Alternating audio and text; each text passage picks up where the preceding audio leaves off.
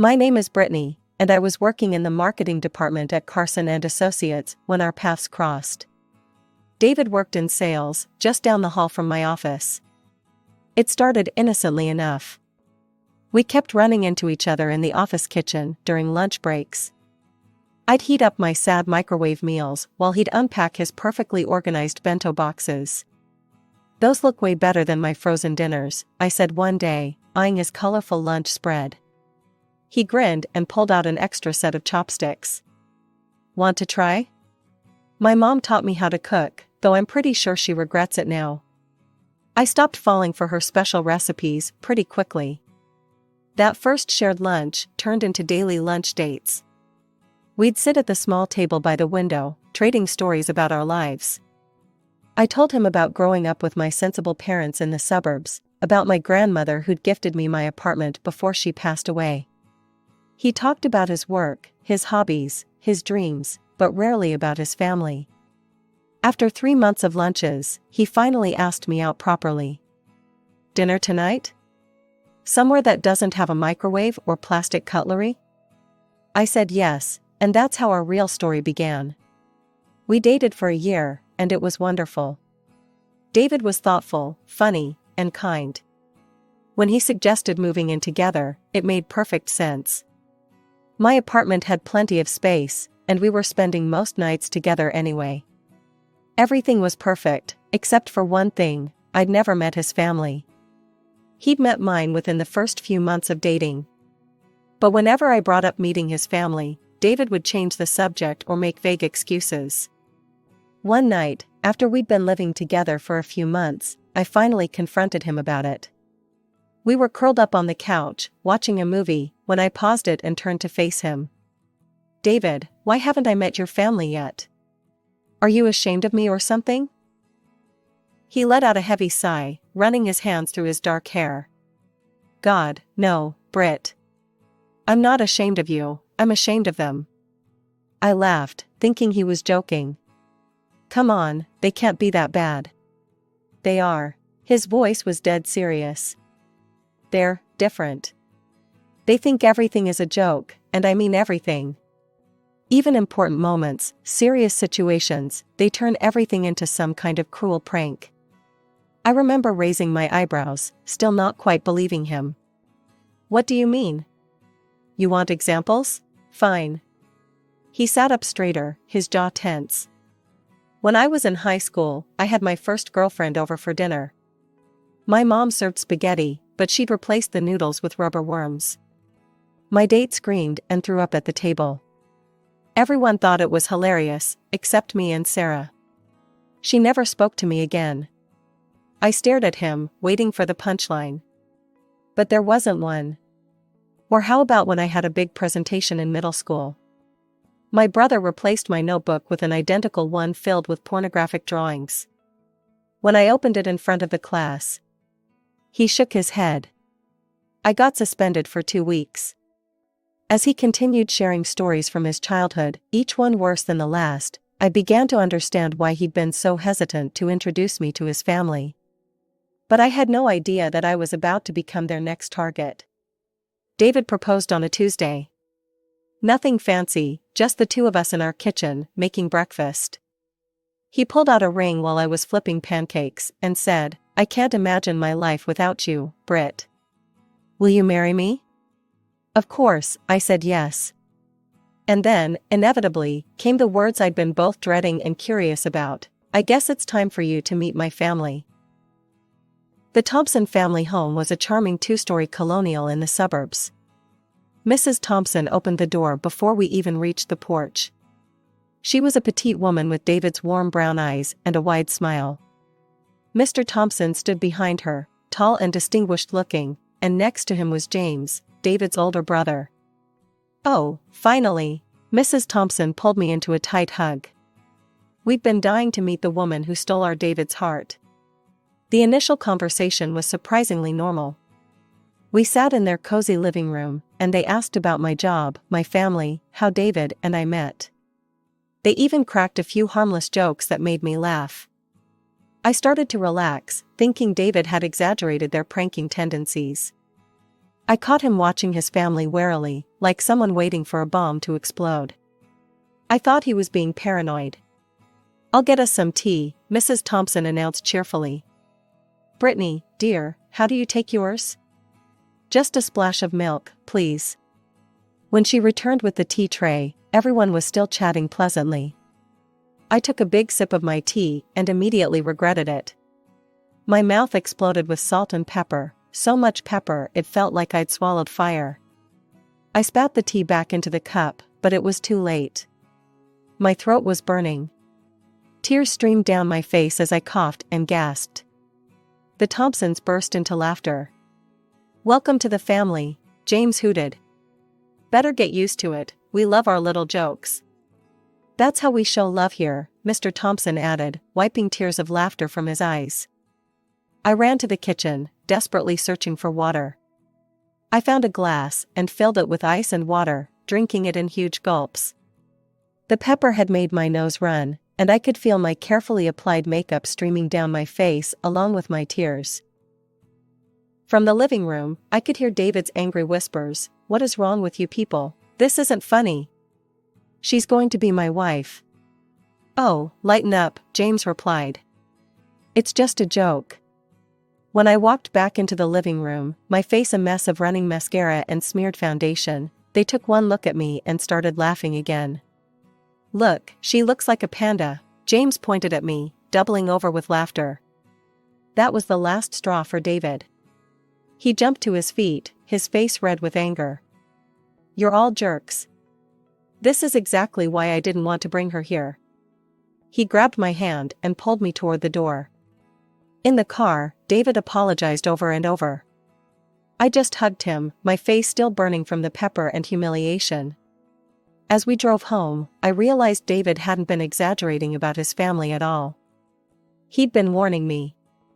Planning a wedding is stressful enough, without having to worry about your future in-laws turning it into a practical joke playground. David and I spent weeks debating whether to invite his family at all. "We have to invite them," David finally said one night while we were addressing invitations.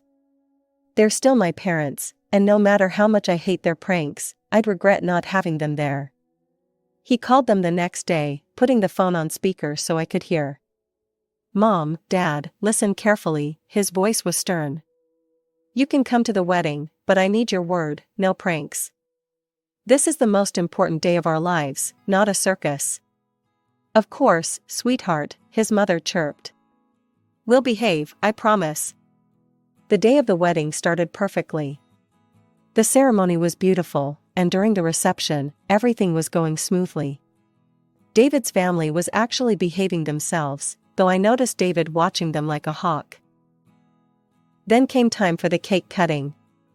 Our cake was gorgeous, 4 tiers of white fondant with delicate sugar flowers cascading down the sides. But something was off. There were candles on it, lit candles. That wasn't part of our plan. I turned to David to mention it, but before I could get the words out, there was a loud pop. Then another, and another. The cake suddenly exploded, sending chunks of white cake and frosting flying everywhere. Most of it landed on me, completely ruining my wedding dress. For a moment, there was complete silence. Then I heard it, the familiar sound of the Thompsons' laughter. They were practically falling over themselves, pointing and howling with glee. "Your face," James gasped between laughs. "Oh my God, your face." I stood there, cake dripping down my dress, and burst into tears. Through my blurred vision, I saw David's face turn purple with rage. "Get out," he roared at his family. "Get out of my wedding right now." "You're overreacting," his mother said, looking bewildered. "Everyone loves a good wedding prank." David didn't respond. Instead, he waved over the security team we'd hired, thank God for that decision, and had them escort his family out. My mother rushed over with napkins, trying to clean frosting off my face. My bridesmaids surrounded me protectively. Even David's Aunt Clara, who I'd just met that day, came over to help, shooting disgusted looks at her departing relatives. "I can't believe they're my brother's family," she muttered, helping to wipe cake from my hair. This is a wedding, for heaven's sake, not a college fraternity party. Somehow, we salvaged the rest of the reception. Our friends and my family rallied around us, turning it into a joke we were all in on, rather than one at my expense. Someone found a backup cake. Apparently, our wedding planner had dealt with difficult families before, and we even managed to get some decent pictures taken after I changed into my backup dress. Life settled into a peaceful rhythm after the wedding disaster. David and I enjoyed our quiet existence in my grandmother's old apartment, far from his family's chaos. We transformed the spare bedroom into a home office, planning to use it that way for a few years, before maybe turning it into a nursery. But plans change. Just over a year after our wedding, I discovered I was pregnant. David was overjoyed, spinning me around our kitchen when I told him, though he quickly put me down when I turned green. We decided to keep it to ourselves for the first few months, telling only my parents. Somehow, though, news travels. I was 7 months along when David's phone rang one evening. "Your mother?" I asked, recognizing his expression. He nodded. "They know about the baby. Mom's insisting they have a right to meet their grandchild." I instinctively put my hands over my swollen belly. "No pranks around the baby," I said firmly. "Absolutely none," David agreed before answering the phone. When Emma was born, she was perfect, 10 tiny fingers, 10 tiny toes, and David's warm brown eyes. We managed to keep the Thompsons away for the first 2 months, but their persistence wore us down. Just one visit, David negotiated with them. At our apartment, where we control the environment. And if there's even a hint of a prank, you're out forever. They came on a Sunday afternoon. I watched them like a hawk as they cooed over Emma, looking for any sign of mischief. But they were surprisingly normal. Mrs. Thompson cradled Emma gently, tears in her eyes. Mr. Thompson proudly showed us pictures of his own father holding David as a baby. That visit led to others. They'd come over every few weeks, bringing appropriate gifts and behaving themselves. Still, I never fully relaxed around them. I refused every dinner invitation, remembering the pepper tea incident all too well. During one of their visits, while David was changing Emma's diaper, Mrs. Thompson started chatting about James. "Oh, he got married last month," she mentioned casually. "Such a small ceremony. Just at the courthouse. His Caroline refused to have a proper wedding." She shook her head disapprovingly. "I don't understand why." I bit my tongue to keep from saying, "Really? You don't understand why?" Instead, I just nodded, thinking about my own ruined wedding dress and exploding cake. I had a pretty good idea why Caroline opted for a courthouse ceremony, and honestly, I wished I'd done the same. In my head, I could imagine exactly how that conversation had gone between James and Caroline. She'd probably heard the stories about my wedding, or maybe she'd been subject to a few harmless pranks herself. Either way, smart girl, she'd found a way to avoid giving them any opportunity for their special brand of humor. Life has a way of shattering when you least expect it. One rainy Tuesday morning, David kissed Emma goodbye before school, kissed me goodbye before work, and walked out our door for the last time. A drunk driver ran a red light at 9:17 a.m. By 9:20, I was a widow. Emma didn't understand at first. She was only 7, too young to fully grasp the concept of never coming back. When I told her Daddy had died, she asked if he'd be home for dinner. Each time she asked, my heart broke all over again. The days leading up to the funeral passed in a blur. My mother practically moved in, handling arrangements, while I sat in a daze on the couch, holding Emma. I couldn't cry anymore. I felt hollow, like someone had scooped out everything inside me. The Thompsons came to the funeral with James and his wife Caroline. I barely registered their presence until it was time for the eulogies. I'd already spoken, sharing memories of David as a husband and father, his kindness, his gentle humor, how he'd taught Emma to ride her bike just last month. Then his parents stood up to speak. "David always loved a good joke," Mr. Thompson began, and I felt my stomach clench. "Remember when he was 5, and we convinced him his teddy bear had come alive and eaten all his Halloween candy? Mrs. Thompson chimed in with a laugh. Or that time in college when we sent him a fake acceptance letter to medical school, even though he never applied? His face was priceless. The church was silent. No one laughed. I looked around and saw faces twisted in disbelief and secondhand embarrassment. Emma clutched my hand, confused. And now he's up there, Mr. Thompson continued, grinning, probably planning the ultimate prank on St. Peter. I felt something snap inside me. My whole body started shaking with rage. Emma must have felt it because she looked up at me with worried eyes.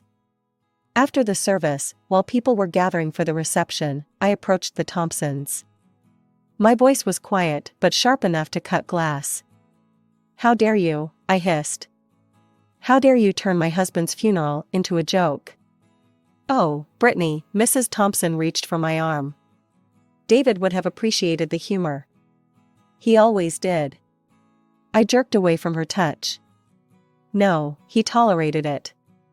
What you do is cruel and thoughtless. I never want to see any of you again. You're not welcome in our lives anymore. Emma and I are done with all of you.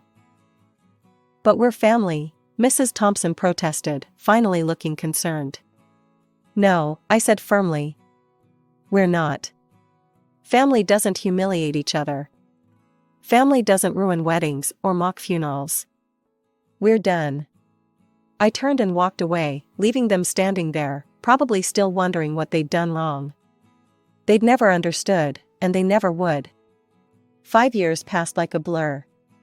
Emma grew from a grieving 7-year-old into a thoughtful 12-year-old who had her father's kind eyes and gentle spirit. I threw myself into being both mother and father, trying to fill the David-shaped hole in our lives. We heard bits and pieces about the Thompsons through the grapevine. James had 2 kids now. I'd seen pictures on social media of 2 boys with his mischievous grin. I always quickly scrolled past, determined to keep that chapter of our lives firmly closed. Sometimes Emma would ask about them, especially around holidays or when her friends talked about their grandparents. I never told her about the exploding wedding cake or the funeral jokes. She had enough complicated feelings about losing her dad without adding that mess to it. Then came the phone call, 3 days before Christmas. "Brittany?" Mrs. Thompson's voice was older, softer somehow. "Please don't hang up." I almost did anyway, but Emma was sitting next to me on the couch, working on her homework. She looked up, curious. "We miss Emma," Mrs. Thompson continued. "And you. Please, would you consider spending Christmas with us? The whole family will be there, James and Caroline, their boys. We'd love to see you both." I started to say no, but Emma, who had obviously figured out who was calling, began nodding enthusiastically. Her eyes were pleading. "There will be absolutely no pranks," I said firmly. "No jokes, no tricks, nothing like that. Just a normal Christmas dinner." "We promise," Mr. Thompson's voice joined in. They must have been on speakerphone. "We swear on David's memory. No pranks." Maybe it was the mention of David, or maybe it was Emma's hopeful face, but I found myself agreeing. "We'll come," I said. "But I mean it about the pranks." After hanging up, Emma and I went shopping. If we were doing this, we were doing it right. We picked out top-of-the-line kitchen appliances for the Thompsons, the latest tablet for James and Caroline, and the season's hottest toys for their boys. "Do you think Grandma and Grandpa got me something nice?" Emma asked as we wrapped the gifts. "I'm sure they did, sweetheart," I said, hoping I wasn't lying. "They've had 5 years to think about it." Emma threw herself into choosing wrapping paper and writing cards. I watched her excitement grow and prayed I wasn't making a horrible mistake by letting the Thompsons back into our lives. The Thompson house looked exactly the same as I remembered it, decorated with twinkling Christmas lights and a wreath on the door. Emma squeezed my hand as we walked up the path, our arms full of carefully wrapped presents. James and his family were already there when we arrived. His wife Caroline gave me a warm, almost apologetic smile as she helped us with our coats. Their boys, Mike and Tommy, hovered shyly behind their parents. The gift-giving started promisingly. Emma and I handed out our presents, and the reactions seemed genuine. Mrs. Thompson teared up over the expensive coffee maker, Mr. Thompson was thrilled with his new tablet, and the boys' faces lit up at their gaming consoles. Then came our turn. Mrs. Thompson handed Emma a wrapped box with a big smile, while Mr. Thompson passed me a similar one. Emma's fingers trembled slightly as she unwrapped hers, her first gift from her grandparents in 5 years. I'll never forget the look on her face when she opened that box. Inside was a plastic toy designed to look like dog poop, along with some clearly marked down items from the clearance bin. Emma's lower lip quivered as she stared at the contents. The laughter started immediately.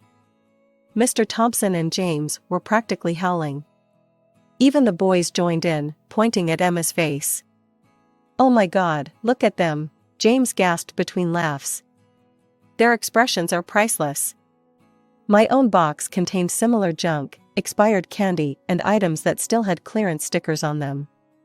"That's enough," I said, my voice deadly quiet. "Where are the real presents?" Mrs. Thompson wiped tears of laughter from her eyes. "What do you mean? Those are the presents." "You can't be serious." I looked at each of them. "You haven't seen your granddaughter in 5 years, and you give her fake dog poop as a Christmas present?" They exchanged confused looks. "It's funny," Mr. Thompson insisted. "Come on, Brittany, learn to take a joke." I watched a tear roll down Emma's cheek, and something snapped inside me. Without a word, I stood up and walked over to Mike and Tommy. "I'm sorry, boys," I said, taking back the gaming consoles.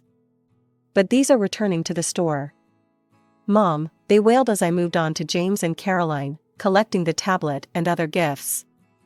"Brittany, this is cruel," Mrs. Thompson protested as I took back their presents too. "Cruel?" I turned on her. "You gave a 12-year-old girl who lost her father fake dog poop for Christmas, and you're calling me cruel?" "It was just a joke," James started, but I cut him off. "We're leaving, Emma," I said. "Get your coat." The drive home was quiet. Emma stared out the window, clutching her empty gift bag. "I'm sorry, sweetheart," I finally said. "I really thought they'd changed." "It's okay, Mom," she replied softly. "Can we watch Christmas movies and make hot chocolate when we get home?" "Of course we can. We'll have our own Christmas, just us two." And that's exactly what we did. We spent the rest of Christmas Day in our pajamas, watching holiday movies, baking cookies, and trying to forget about the Thompsons and their idea of humor. The day after Christmas, I was scrolling through Facebook when I saw James's post. "Terrible Christmas yesterday. My sister-in-law showed her true colors, cruelly taking back Christmas presents from my crying children. Some people just don't understand family traditions and humor. My poor boys were heartbroken. Bad aunt, Christmas ruined." The comments flooded in immediately. "How horrible. What kind of person takes presents from children? She sounds toxic." My hands were shaking as I typed my response. "Let me tell you what really happened at Christmas yesterday." "You want to talk about cruel? Let me tell you about your family traditions. After 5 years of no contact, your parents gave their only granddaughter, a 12-year-old girl who lost her father, a toy that mimics dog feces as a Christmas present. They gave me clearance bin items with price tags still attached. Then they laughed at our pain. But this isn't new behavior. Let me tell you all about my wedding day, where they rigged our wedding cake to explode in my face. Or about my husband's funeral, where they thought it was appropriate to turn their son's eulogy into a stand-up comedy routine about pranking him as a child. You want to talk about toxic family traditions? Let's talk." I hit post and waited. Within minutes, other relatives started chiming in. "Oh God, remember Cousin Sarah's graduation? They replaced her diploma with a joke certificate during the photo op. They put laxatives in the punch at my baby shower. They ruined my son's bar mitzvah with that trick Torah scroll." The tide turned quickly. Soon, James's original post was flooded with people sharing their own stories of the Thompsons' pranks. Caroline, James's wife, even liked several of the comments. The phone call started that evening. First James, Brittany, I never thought about it like that. Reading everyone's stories. God, we've been awful, haven't we? Then Mr. and Mrs. Thompson. We never meant to hurt anyone, Mrs. Thompson said, her voice shaking. We thought everyone was laughing with us. We thought it was all in good fun. We've always been this way, Mr. Thompson added. It's how we show love. But maybe we've been showing it wrong. I took a deep breath.